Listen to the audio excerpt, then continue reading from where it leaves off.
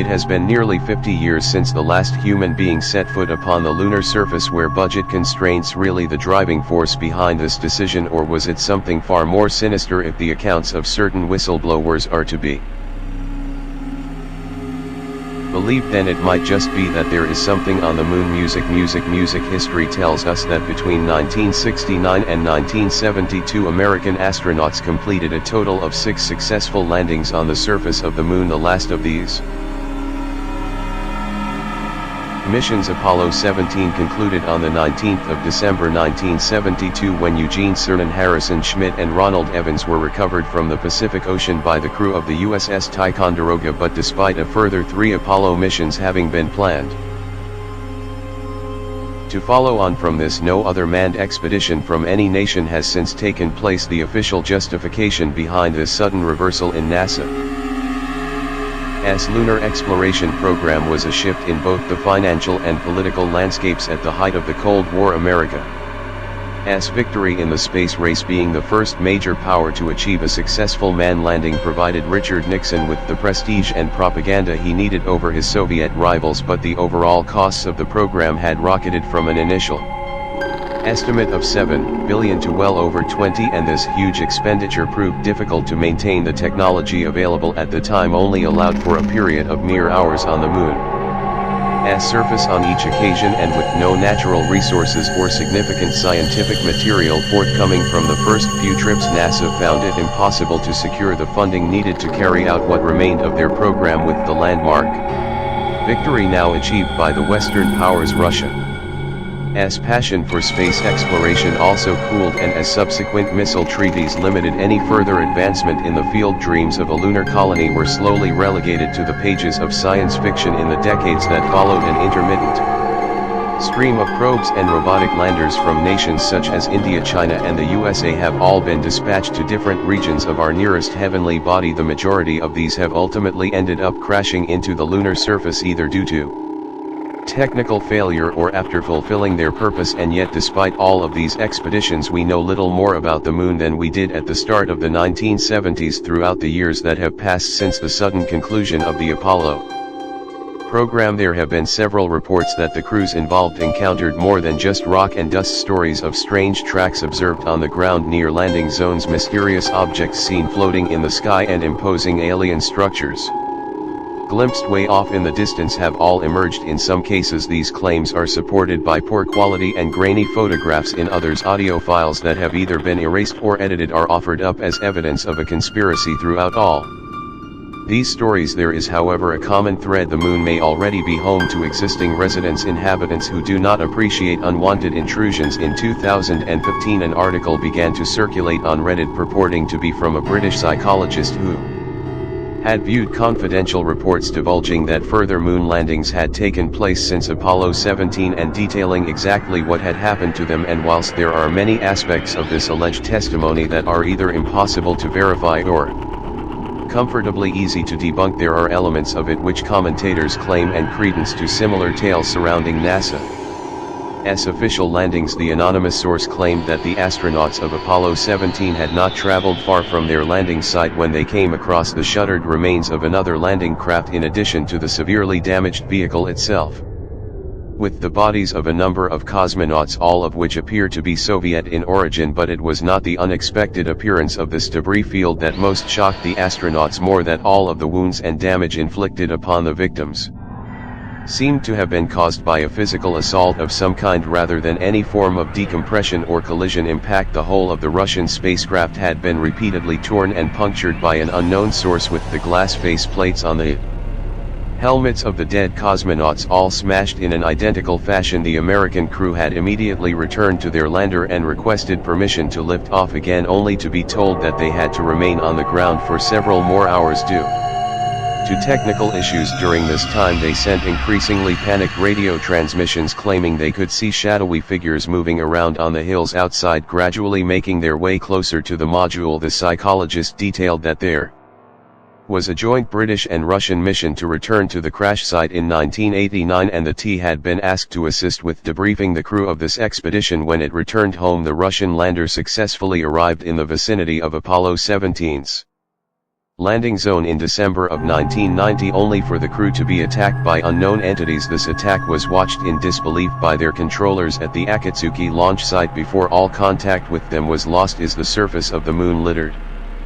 with the remains of previous landings, the existence of which has been covered up by the nations who secretly dispatched them there? There is evidence that Russia has yet to disclose the full extent of their endeavors in this direction. Personnel records of cosmonauts involved in the program were allegedly altered to hide the deaths of pilots involved in failed missions, and amateur radio enthusiasts claim to have monitored desperate transmissions from dying cosmonauts whose craft malfunctioned in orbit whilst orbiting the moon. During May of 1969, Apollo 10 crew members Gene Cernan and John Young reported that they could hear strange noises emanating from the surface below. This phenomenon consisted of an eerie whistling sound, which the two men described as outer space music. Their controllers were at a loss to explain what the astronauts were hearing, and it is only in later years that the incident has been attributed to feedback generated between VHF transmitters situated in different parts of their spacecraft. Another strange tale surfaced after the conclusion of the Apollo 15 mission in July of 1971. Transcripts of radio transmissions which took place whilst crew members David Scott and James Irwin were outside their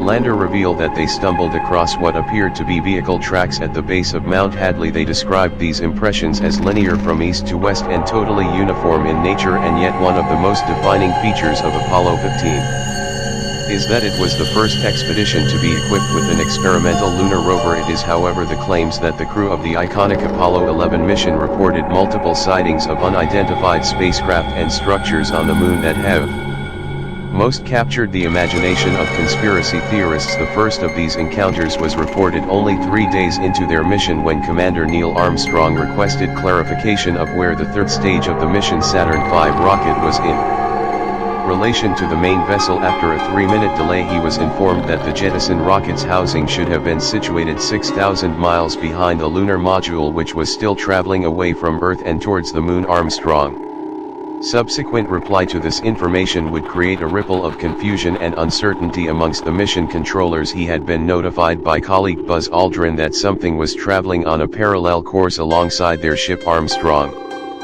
described the object as metallic, shaped like a cylinder with what appeared to be a light source emanating from one end. After he had lost sight of the mysterious object, he had again asked NASA for clarification and was informed it was possibly a loose piece of metal paneling which may have been blown clear of the main booster. An even more disturbing radio conversation is believed to have taken place between Armstrong and the Houston Control Center in the immediate aftermath of his arrival on the moon during a 2-minute period where transmissions between the mission and its controllers had apparently failed. It is alleged that Armstrong had continued to transmit on a secondary radio channel designed to monitor the health and welfare of the astronauts. Although not heard by the general public, it is claimed that transcripts from this channel show that Armstrong reported he could see metallic objects at the edge of a nearby crater. He described buildings that led down under the moon as surface and what appeared to be metallic vehicles parked up in lines outside these constructs. Although he supposedly took many pictures with his chest-mounted camera, these images have never been published as he was ordered to withdraw to the